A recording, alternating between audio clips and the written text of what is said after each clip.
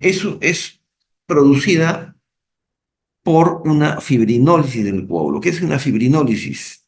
Es una lisis, una destrucción del coágulo en términos de minutos, ¿no? Que hace que el coágulo se desprenda del alveolo, ¿no? Esto, como repito, no es una infección. Entonces, lo que sucede es que el alveolo dentario pierde el apósito natural, ¿no? Los que están llevando práctica conmigo, y también la teoría les digo siempre, ¿no? Lo más valioso, el apósito natural por excelencia es el coágulo. No hay nada que lo pueda reemplazar, ¿no? A veces le echamos cosas al alveolo, pero distorsionamos el proceso de cicatrización. Entonces, ahora vamos a hablar sobre la alveolitis seca, llamada también dry socket en inglés, llamada alveolitis fibrinolítica o llamada simplemente alveolo seco, que es la traducción literal del término en inglés, ¿no?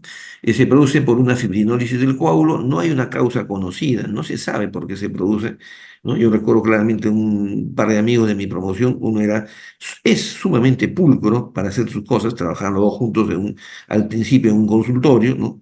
A veces empezamos trabajando con un amigo, y un día dice, me comenta, que el más pulcro tenía para hacer la extracción de un premolar por indicación del ortodoncista. Y al mismo tiempo en el otro consultorio estaba el amigo que es así era medio relajadón, ¿no? Entonces, los dos hacen el mismo tratamiento en pacientes diferentes. Uno, lógicamente, muy pulcro, muy limpio, sus guantes estériles, todo. Algo que para la época, y estoy hablando hace 40 años, perdón, ¿no?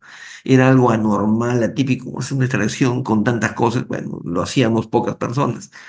Ahora es una generalidad, es un hecho, ¿no? Lo cierto es que el otro colega hizo la extracción con esos guantes de examen, con algodón, qué sé yo, ¿no? Y después de algunos días, el paciente que fue atendido por mi amigo Pulcro terminó con alveolitis seca. Mientras que el otro paciente que fue atendido por mi amigo medio relajador, resulta que no tenía absolutamente nada, estaba normal.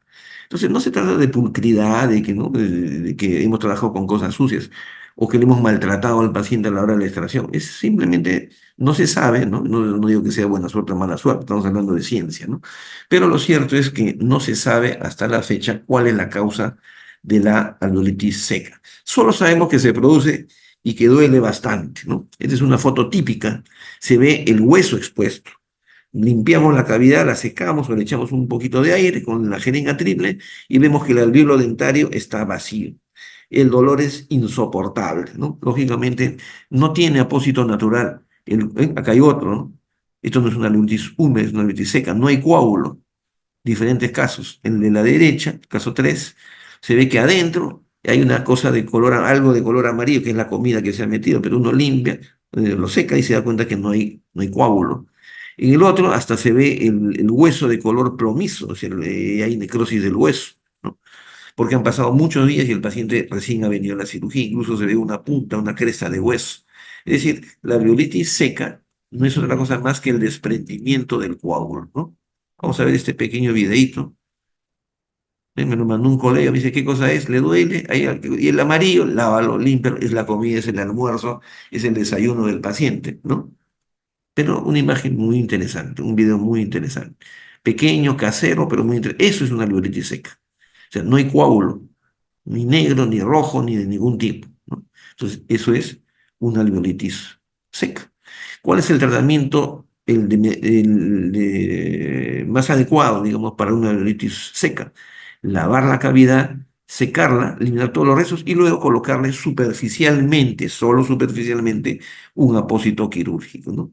En eso consiste el tratamiento de la famosa alveolitis seca. El mismo paciente. No es pus, es comida. Son los restos del desayuno, del almuerzo, del día de ayer, que es de ayer, qué sé yo, ¿no?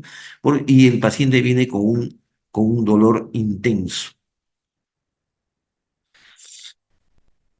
Entonces, si vamos a hacer el tratamiento colocando cemento, claro, hay que lavar la cavidad, hay que secarla, comprobar que no hay coágulo. No quiero curetear porque le voy a aumentar el trauma al paciente, le va a doler más.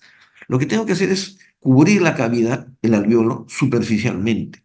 Repito, si el alveolo tiene un tamaño como de 10, el apósito solamente cubre 2 o 3 partes de ese alveolo, solamente la parte superficial. para permitir que el organismo, que el alveolo vaya reparándose a sí mismo. Esto significa que la cavidad ya no se va a contaminar con comida ni con cosas porque va a estar tapado. Pero el apósito por sí mismo, ¿no? Por sí mismo, no va a ayudar necesariamente en su integridad a que la herida cicatrice más rápido. Es la propia cicatrización del paciente la que se va a producir internamente. Quiere decir que cuando le colocamos el apósito, el dolor no desaparece, el dolor disminuye. La cicatrización no se rellena por completo en ese momento, se va produciendo de manera progresiva. Y cuando nosotros colocamos algo dentro del tejido, en cualquier tejido, en cualquier herida expuesta, agregamos algún producto farmacológico, ¿no? Que se queda ahí, eso se llama apósito. Si hablamos desde el punto de vista quirúrgico, se llama apósito quirúrgico, ¿no? Y el apósito quirúrgico es el reemplazo, como dice, una sustancia material que se coloca en un tejido con el propósito de permitir o facilitar su cicatrización, ¿no? El mismo concepto, en este caso, adecuado o adaptado al alvéolo dentario. Y cuando el apósito, porque es el concepto general, este apósito quirúrgico reemplaza el apósito natural que no tiene, porque el apósito natural es el coágulo. ¿No? Entonces, cuando el apósito quirúrgico es un líquido, no, qué sé yo, a ver, sigue siendo apósito quirúrgico. Pero a veces mezclamos polvos con líquidos, ¿no? Un polvo con un líquido para formar una pasta o una jalea, y después de unos minutos esta mezcla se seca, se endurece. Eso se llama cemento quirúrgico. Es un cemento en general, es un cemento quirúrgico porque va a ir dentro de la herida. Es decir, cemento es cualquier polvo con un líquido mezclados y que después de algunos minutos se endurece. Ustedes están llevando o han llevado el curso operatorio dental, utilizan cemento de ionómero de vidrio, es un cemento, ¿no? Cementos para endodoncia son cementos, ¿no? Un polvo y un líquido que se mezclan, ¿no? Entonces, los cementos quirúrgicos, el cemento quirúrgico es una forma, uno de los tipos de apósito quirúrgico, ¿no? Se suele confundir el diagnóstico. ¿Qué características o qué propiedades debe tener este apósito quirúrgico? Acá están, ¿no? Debe sellar la cavidad para que no se siga contaminando, debe tener propiedades analgésicas para que le calme un poco el dolor, no lo elimina, pero le calma. Debe ser antiséptico para evitar que las bacterias produzcan una infección o se haga una infección que favorezca la cicatrización del tejido y finalmente que se reabsorba solo, que sea biodegradable, ¿no? Entonces, ¿por qué pongo la imagen de la B y la bestia? Pues, porque no existe pues el cemento perfecto, no existe el amor perfecto, no existe el hombre perfecto, ni tampoco existe la mujer perfecta, ¿no? Tampoco existe un apósito quirúrgico perfecto. Entonces, hacemos cosas o utilizamos materiales de distinta naturaleza para tratar de reemplazar al apósito natural que es ¿cómo se llama? El coágulo. Sobre el coágulo no hay otro, ¿no? Si vemos históricamente algunas de las cosas que hemos venido utilizando durante años, eugenato de zinc es el eugenato de zinc, ¿no? Que ya está proscrito en operatoria dental, ¿no? Pero que se vende mucho porque es de uso comercial y que supuestamente lo utilizamos nosotros por sus propiedades analgésicas del eugenol, cosa que tópicamente no es cierto, ¿no? Porque produce necrosis, ¿no? Y algunas sustancias que vamos a ver que son muy buenas, me encanta este bálsamo del Perú, ¿no? El bálsamo del Perú lo compran o lo consiguen en la farmacia universal, ¿no? Es de uso histórico, viene desde la época prehispánica y se vende es una sustancia que promueve tremendamente la cicatrización. Yo formo ya lo pongo como una cuestión histórica y hace una semana vino un paciente, me dijo, ya no venden, no quieren vender o no venden, yo lo formo en la farmacia universal. Sí, efectivamente, ya estaba en proceso de ser retirado del mercado y se retiró del mercado en muchos países, el Perú no podía ser la excepción, ¿no? Pero de todas maneras lo menciono porque todavía viene como compuesto en algunas pastas de endodoncia, ¿no? El iodoformo es una sustancia que fue inventada, ¿no? Fue preparado por primera vez por George Células en 1822, es decir, no es un producto que existe en la naturaleza, ¿no? No es una sustancia que existe en la naturaleza, es un preparado galénico, ¿no? Que tiene como característica principal ser altamente antiséptico, ¿no? Pero así como es buen antiséptico, también produce necrosis. Y hemos visto en el video al inicio, el primer video que vimos en la mañana, que el iodoformo cuando se utiliza no puede usarse puro, hay que mezclarlo con un polvo de óxido de zinc, ¿no?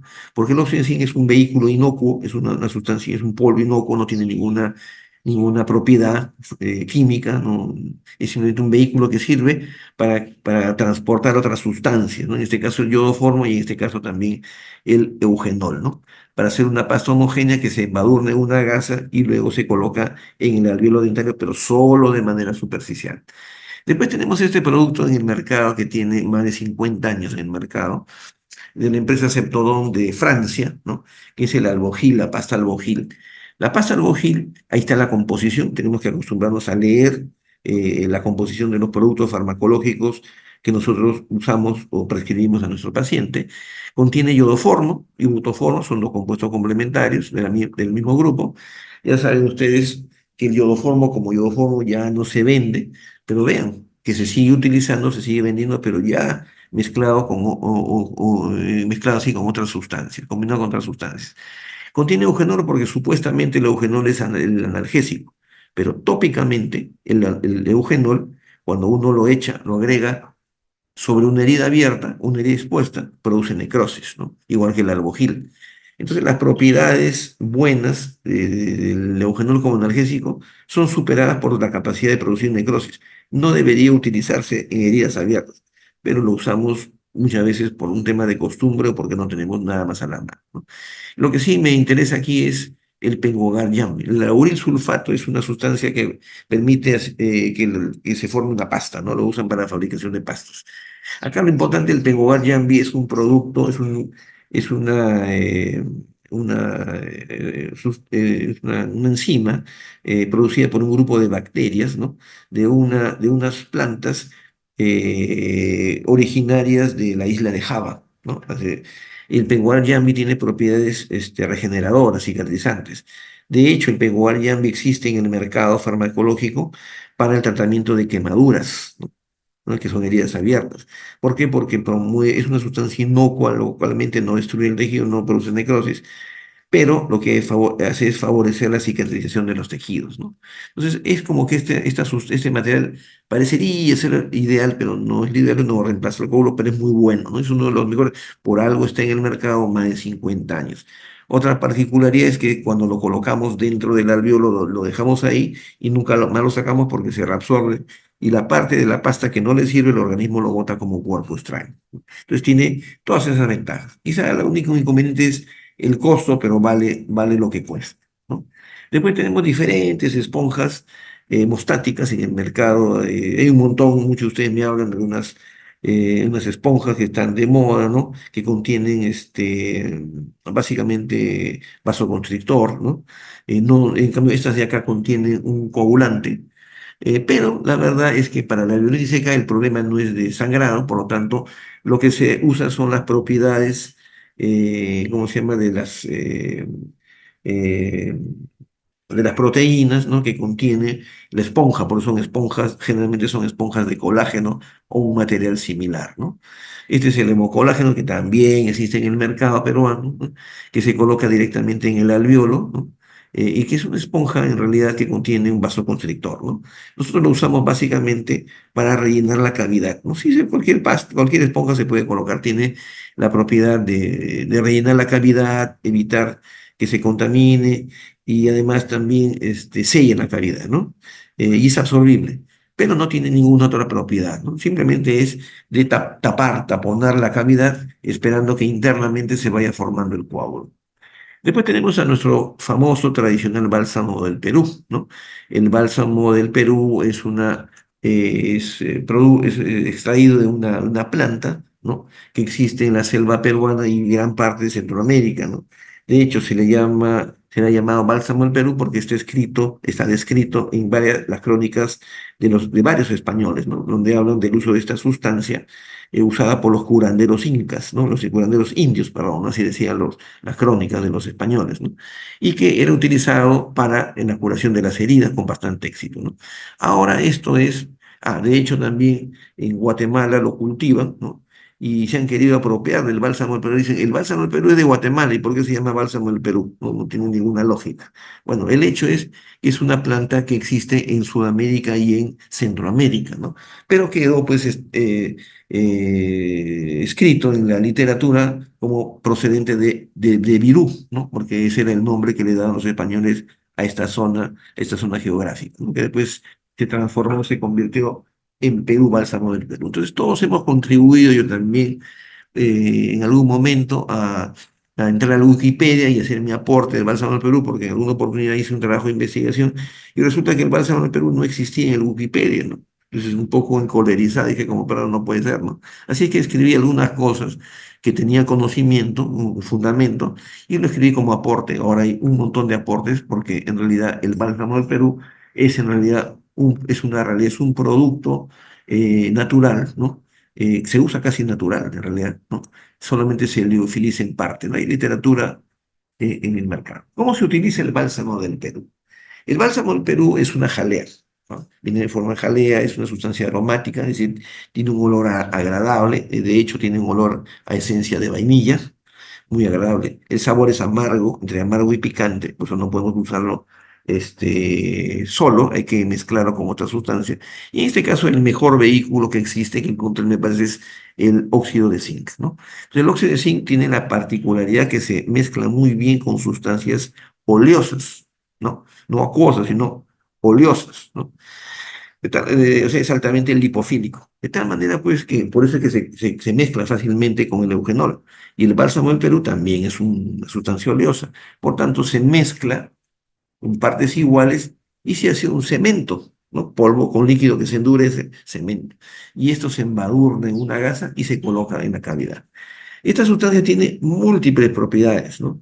Es antiséptico débil, es analgésico débil, es cicatrizante, favorece la angiogénesis, ¿no? Es decir, favorece la cicatrización del tejido. Es muy bueno en realidad, ¿no? También tenemos otra sustancia llamada propóleo, ¿no? Los primeros en utilizarlo fueron los cubanos, ¿no? Lo obtienen de la cera de algunas especies de abeja, ¿no? Las abejas que producen miel. Y el propóleo tiene casi exactamente las mismas propiedades del bálsamo en Perú, ¿no? La diferencia es que como producto la planta crece rápidamente, fácilmente, y lo que abunda comercialmente es más barato. Lo que es más difícil de conseguir cuesta más. Por tanto, el propóleo que se puede comprar con fines farmacológicos, ojo, no es el que no vamos al que vende cera de abeja y luego lo ponemos en la boca, ese no es, es el producto farmacológico, tiene un costo mayor, ¿no? Tiene las mismas propiedades o similares al bálsamo del Perú. También en la farmacia universal venden, y hasta tiene registros sanitarios hace muchos años, el aceite de copaiba, ¿no? El aceite de copaiba, como su nombre dice, es un aceite, ¿no? Producto extraído de una planta peruana, ¿no? Y que se mezcla también con el óxido de zinc y que tiene propiedades analgésicas, pero principalmente cicatrizantes. Hay otros en el mercado que no son muy recomendables, pero acá aprovecho para la radiografía para decirles lo siguiente. Arriba a la izquierda vemos un paciente mal diagnosticado de alveolitis seca, que no es otra cosa más que una raíz fracturada. Antes de proceder a hacer cualquier curación, ¿no? Tenemos que tomar una radiografía periapical, por lo menos. Más aún si el paciente que viene con alveolitis seca, o supuestamente con alveolitis seca, no es nuestro paciente. Porque si es nuestro paciente, nosotros ya sabemos que le hemos extraído por completo el diente. Y eso es lo que ocurrió en el caso de arriba a la derecha. Los dos casos inferiores, abajo a la derecha también hay una raíz distal que se fracturada, pero acá hay algo que no está bien en la radiografía de los pacientes inferiores. El cemento se ha preparado sin gasa y además se ha empaquetado en el alvéolo dentario, ¿no? Los doctores que hicieron esto posiblemente no fueron a la clase, ¿no? A la clase cuando estuvieron en la universidad. O si estuvieron en clase, fueron, anotaron y se fueron temprano, ¿no? Si diríamos en época del Zoom, abrieron la cámara, se fueron a tomar desayuno y después de que terminó la clase recién cerraron el Zoom y nunca estuvieron en clase. El hecho es que aquí no hay ningún concepto de tratamiento, porque lo que ha sucedido abajo es terrible, porque el cemento se ha endurecido y ha provocado una osteitis, o sea, una inflamación severa del alvéolo y un dolor más intenso que la propia alveolitis. Y el tratamiento en los casos de abajo es anestesiar al paciente y fresar todo el alvéolo, porque hay que extraer toda esa masa. Entonces, doctores, cuando utilicen algún cemento quirúrgico, nunca lo empaqueten hacia abajo, hasta el fondo del alvéolo. Solamente colóquenlo superficialmente. Y para evitar que se nos vaya la mano, porque eso puede ser accidental o no tan accidental, es mejor embadurnar la pasta o la jalea en una gasa y luego la gasa colocarla, la gasa nunca se va a pegar, ¿no? Esa es la mejor recomendación. También tenemos la sábila, donde la penca, o sea, la hoja, contiene en su interior un gel, ¿no? Que contiene aloe vera, ¿no? Eso es importante. El aloe vera ese es producto de un trabajo de investigación del doctor Benito Ceballos cuando era bachiller en Villarreal, en nuestra facultad. La hoja tiene que ser colocada en agua unas 8 horas, 10 horas o toda la noche, ¿no? Para que elimine el alto contenido de yodo que tiene en la parte superficial de la penca, o sea, de la hoja. Y luego al día siguiente ya se limpia la hoja y se extrae el gel, que es el que tiene propiedades, ojo, propiedades analgésicas, antiinflamatorias, antisépticas, cicatrizantes, etcétera, ¿no? Y como se ve aquí en la foto, y un poco antiguo, del año 2001, el trabajo del doctor Benito Ceballos, ¿no? Se coloca dentro del alveolo, ¿no? Ahí está el gel colocado dentro del alveolo y se sutura encima. De tal manera, también se puede inyectar, como se ve aquí en la fotografía, que como es un poco antiguo, está pixeleada. Pero el hecho es que la aloe vera también es una sustancia que se puede utilizar como apósito quirúrgico. El único problema es que no sabemos cuándo va a venir el paciente al consultorio, ¿no? Es la única, ahí está. El aloe vera depositado en el alveolo dentario. Entonces ya con la experiencia que cada uno va a adquirir o está adquiriendo, ya va a ir seleccionando el tipo de pasta que va a utilizar. De repente están ustedes haciendo serum, o están trabajando en la selva, buscan aceite de copaiba, buscan quién provee ¿cómo se llama?, de bálsamo del Perú. De pronto están trabajando en el norte, en Tumbes, en Piura, y le dicen, doctor, ¿qué le parece si se puede utilizar el aceite de tortuga? El aceite de tortuga tiene propiedades cicatrizantes, tiene un alto contenido de vitamina E. Vuelvo a repetir, disculpen que no abro mi cámara por si me va a malograr. Lo importante, ¿no? Lo importante es que ya con el tiempo uno va seleccionando qué pastas le dan mejor resultados. A mí en lo particular me encanta el bálsamo del Perú mezclado con óxido de zinc, ¿no? Es un producto económico, barato, lo puedo guardar en mi consultorio, no es caro, ¿no? Y favorece la angiogénesis, favorece la cicatrización del tejido, pero solo para la alveolitis seca, ¿no? Porque la alveolitis seca es diferente a la alveolitis húmeda. ¿Cuál es el tratamiento que se recomienda? Entonces, lavar la cavidad, ¿no? Cuando pregunten en el examen, no me pongan curetajes, porque eso quiere decir, si ponen curetaje, quiere decir que no han venido a la clase, ¿no? Han leído un libro, pero no han venido a la clase. ¿Por qué? Porque es doloroso ver un paciente cureteado y no sangre. Es doloroso para uno mismo ver al pobre paciente sufriendo después del curetaje y no hemos hecho nada. Entonces es mejor colocar eso. Claro, idealmente hay tratamientos donde podemos tomar una muestra de sangre y lo colocamos ahí. También eso es efectivo, ¿no? También vamos a ver más adelante, se puede colocar PRF. PRF es obtener una muestra de sangre, centrifugarlo, para que tener la centrífuga, y luego colocarlo en el alveolo. Es decir, hay una infinidad de tratamientos posibles para esto. Pero el más económico, eficiente, rápido y efectivo, bálsamo del Perú mezclado con polvo de óxido de zinc, ¿no? Son algunos casos de alveolitis seca, ¿no? Acá, por ejemplo, esto de color verde porque el paciente vino con todo el almuerzo el día anterior, ¿no? Se ha lavado la cavidad y se le ha colocado una gasa embebida solamente en bálsamo del Perú, ¿no? Ese día creo que se me acabó el óxido de zinc, no lo tenía en la mano. También se puede colocar una gasa embebida en bálsamo del Perú, pero ojo, eso sí hay que exprimirlo bien porque el sabor es desagradable, ¿no? Y después de algunos días se cierra la cavidad, ¿no? Vemos al izquierdo, al fondo, unos arroces, ¿no? Del almuerzo de este paciente porque el coágulo se ha desprendido y el dolor es intenso después de la extracción, alveolitis seca. A la derecha se ha colocado una gasa mezclada con bálsamo del Perú y óxido de zinc. Y repito, esto no deben hacer, ¿no? Han rellenado toda la cavidad con bálsamo, con cemento quirúrgico. Acá también, ¿no? Imagínense la cantidad de pasta que le han puesto, ¿no? Hay que evitar esas cosas. Y esto ya es extremo, ¿no? Esto yo lo publiqué en un artículo científico de una revista española, ¿de acuerdo? Miren la cantidad, parece que hubieran tomado impresión con el cemento quirúrgico, ¿no? Entonces, eso hay que evitar. Eso es muy doloroso el retiro. Y para terminar, este pacientito, este creo, no, este no es. Bueno, aquí hay una neuritis seca de más de 2 semanas, no es inusual. Hay pacientes que tienen retraso de la cicatrización, por ejemplo, pacientes con antecedentes de diabetes tipo 1, ¿no? Acá se desprendió el alveolo y cerró la herida finalmente después de casi 20 días. A veces pueden quedar estos rastros de cemento, no hay que asustarse, no va a pasar absolutamente nada. Este es el paciente, este es mi perro gordito. Él vino con este cemento quirúrgico, se había producido una alveolitis seca, lo hizo muy bien el doctor, le hizo tratamiento, pero había pasado casi un mes y no cicatrizó, no cerraba la herida. Yo tomé a mi cargo al paciente, le hice el cambio de la gasa, lo que se ve blanco es la tabla lingual, y le fui cambiando la gasa durante casi 2 meses y medio. Demoró un montón en cicatrizar. Y después de 2 meses y medio, finalmente se desprendió la tabla lingual y cerró la herida. Ya en el transcurso del tratamiento, descubrimos que el señor tenía como antecedente, un antecedente, pero no sabían, tenía una diabetes tipo 1, una diabetes insulino dependiente.